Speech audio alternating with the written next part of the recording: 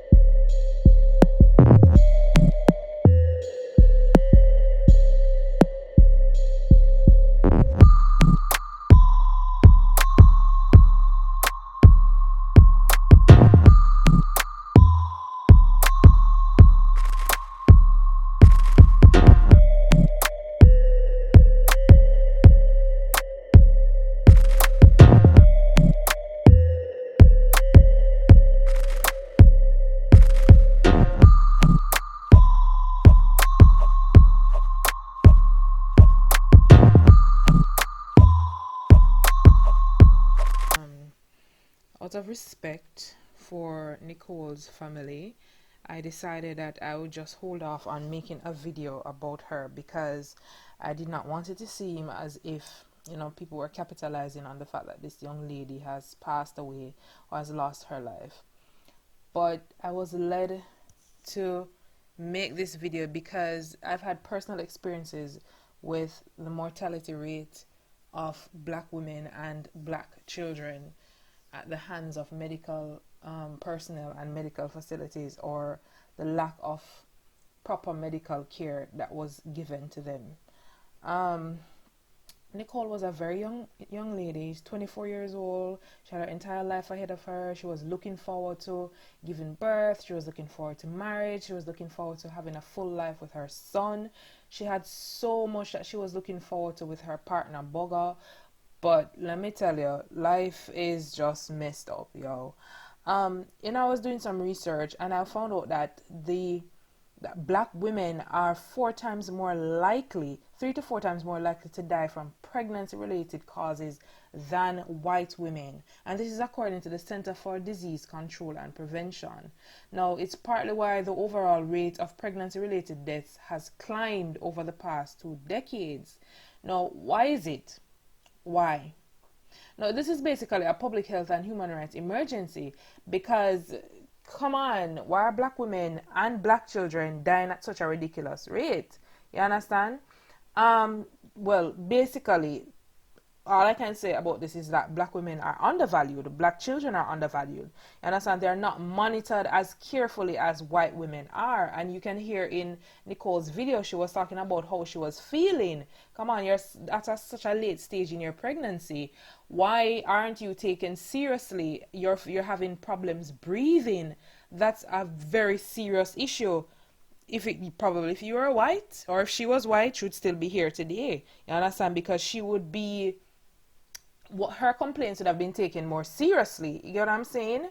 I was while doing my research, I came across Serena Williams, and how she ended up getting a cesarean section in the first place was that she was gasping for breath and realized that she had blood clots that were blocking her lungs. Who knows? Maybe this is something that happened to Nicole, but who knows? I really do hope that she may rest in peace. I'm gonna leave this video with you guys where she's speaking about her experiences as well as just her relationship with her partner. So take a look, guys. Nico, Nico, Nico, Nico, Nico, Nico, Nico, Nico, Nicole Thea TV. Subscribe, subscribe, subscribe, subscribe, subscribe, subscribe, subscribe, subscribe, subscribe to the channel.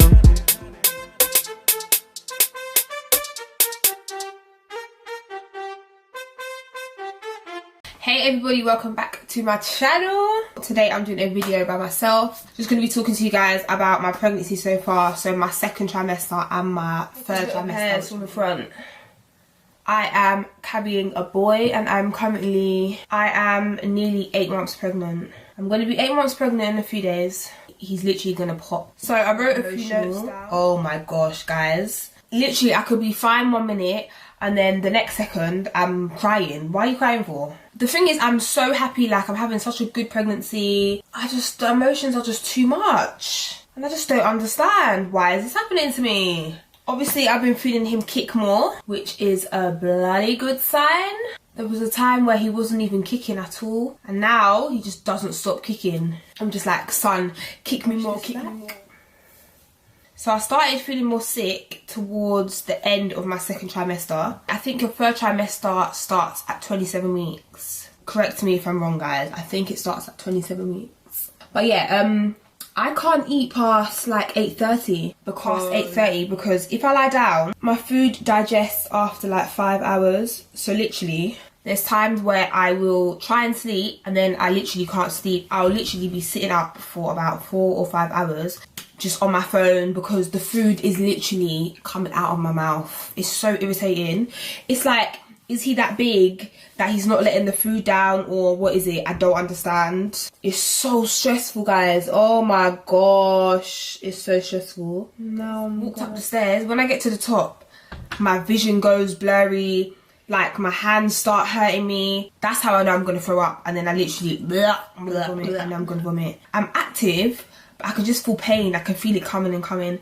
Literally 10 minutes later, I was like, can you get Boga? Can you get Boga? Because he was in the studio room with his friends as well at the same time. Then he ran in and then he was just rubbing my back. He knows what to do. It's so good. And the girls were literally scared, like, how is Boga so calm? Literally, that's all they kept saying. How is he so calm? It's so strange. But yeah, that's what happens to me. I'm going to tell you guys the worst thing about my pregnancy. This is the worst thing, yeah? I am so out of breath 24/7. You guys think, oh my days, how is she so active? Da, da, da, da, da. First of all, another thing, people need to stop comparing me to other people. I'm not them, I'm me. So if I'm active, I'm active. Do you get it? I'm not your auntie or your cousin. Do you get it? No, I'm Nicole. I'm doing fine. Do you know what I mean? Yeah, the worst thing about my pregnancy is that I'm always out of breath. I could walk from here to the end of the room and I'd feel like I'm dying. Like, I went to my midwife and I was like, oh my God, like, is this normal? I don't understand. She was like, yeah, you're carrying a child. There's a whole human inside of you. The baby is eating. Like, I feel like the baby's eating me. Like, that's the worst thing. It's so hard. It looks easy, guys. It is easy to a certain extent, but it's hard. I'm not even gonna lie to you. It is hard. Okay, so now I'm gonna take this off. Also, you know when I said the worst thing about my pregnancy was the out of breathness, if that's even a word. I lied. The worst thing about my pregnancy is that you guys think, oh my gosh, she's so active, she does this, she does that. My motivation is zero. If I didn't have Boga, guys, and I keep talking about him, but he's just a big part of my life, do you know what I mean? He's done so much for me. Like, without him, I don't know how I would get through this. It's actually so hard, but it's so easy at the same time. Welcome back to Primetime. Unfortunately, guys, Nicole's case is not the first case that we have seen, and it definitely will not be the last, unfortunately. You understand? Because even in my own home country, in Jamaica, there was a case, a very publicized case of a young lady who passed away during the height of the corona situation. Jodian Fearon.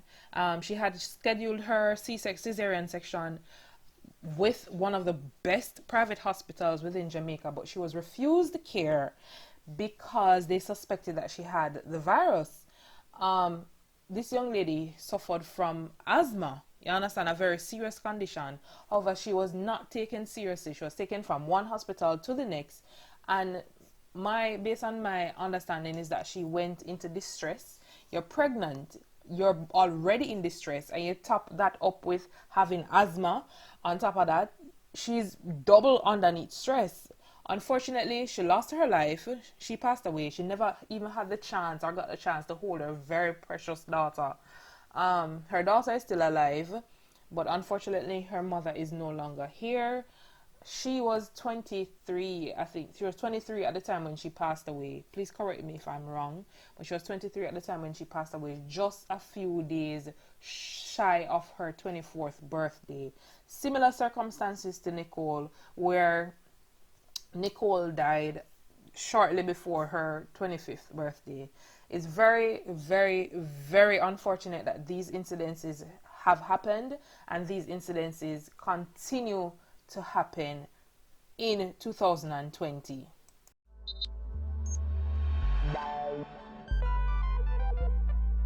Happy birthday to you. Happy birthday to you. Happy birthday, dear Jody. Happy birthday to you.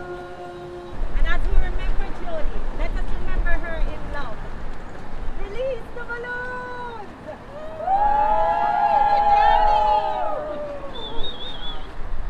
Happy birthday, Jody!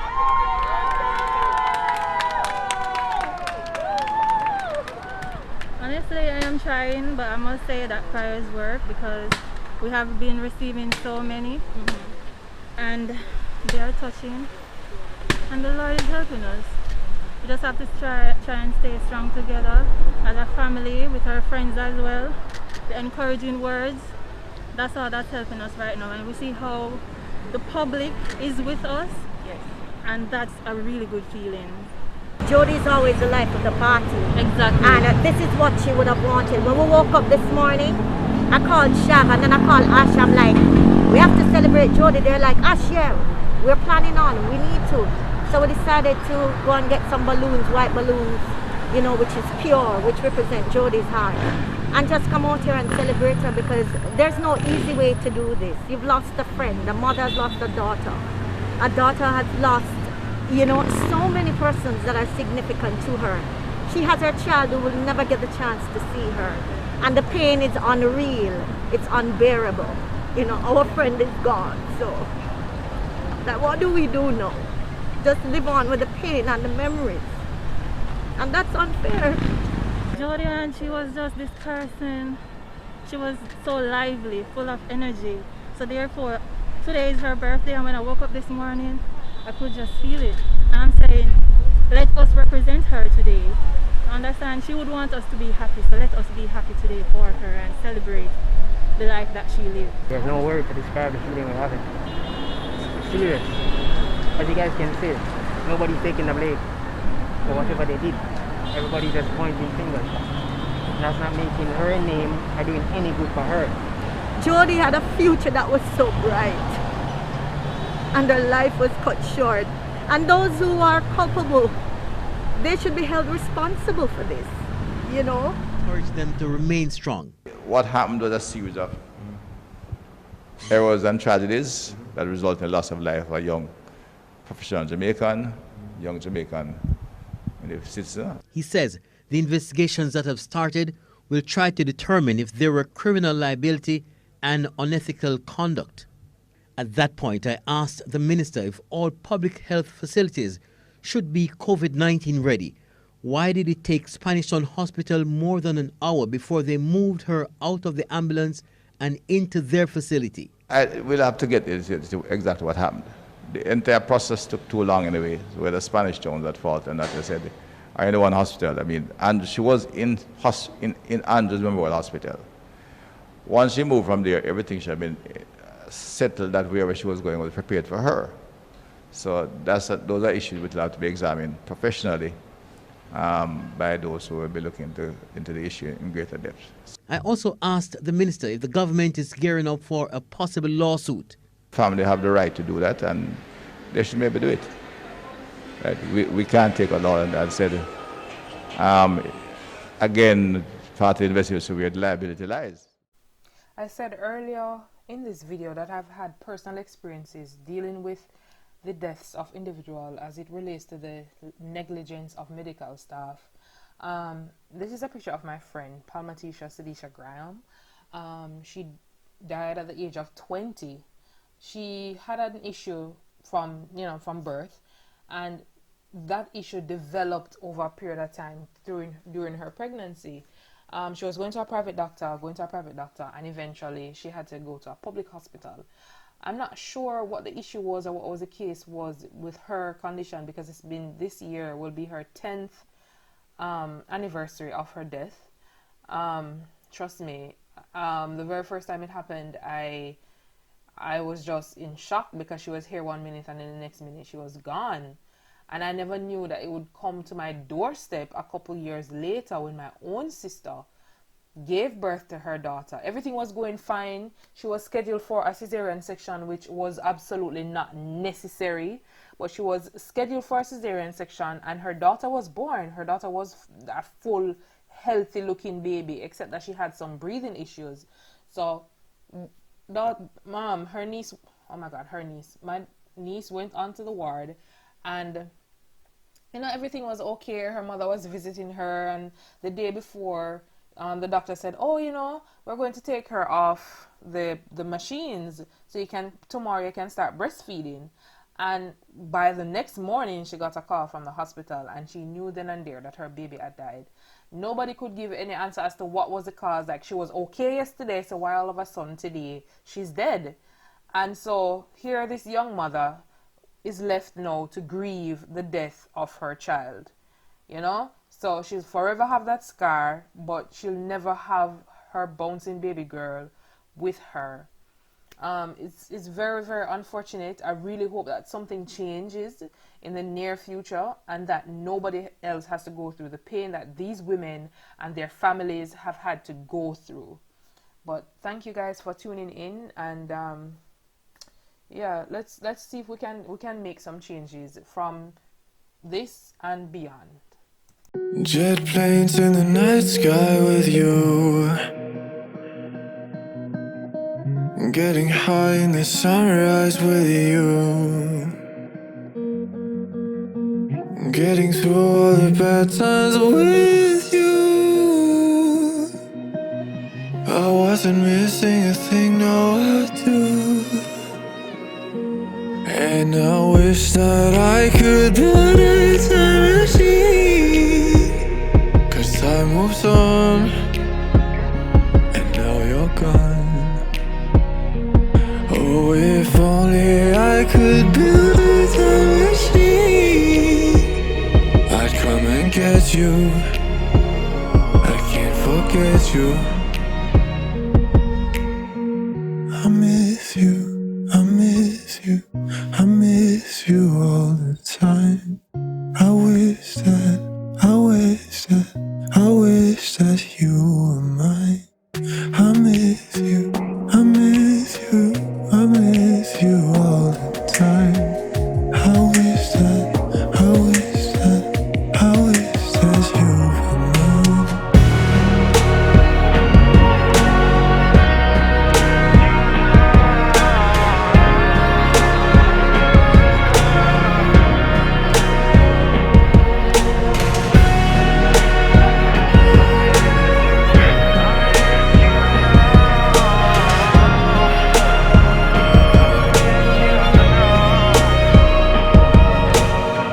What the hell am I doing this for? Lying here on my bedroom floor, finding peace in the memories of you. I wasn't missing a thing, no I do. And I wish that I could build a time machine, 'cause time moves on, and now you're gone. Oh, if only I could build a time machine, I'd come and get you. I can't forget you. I miss you, I miss you,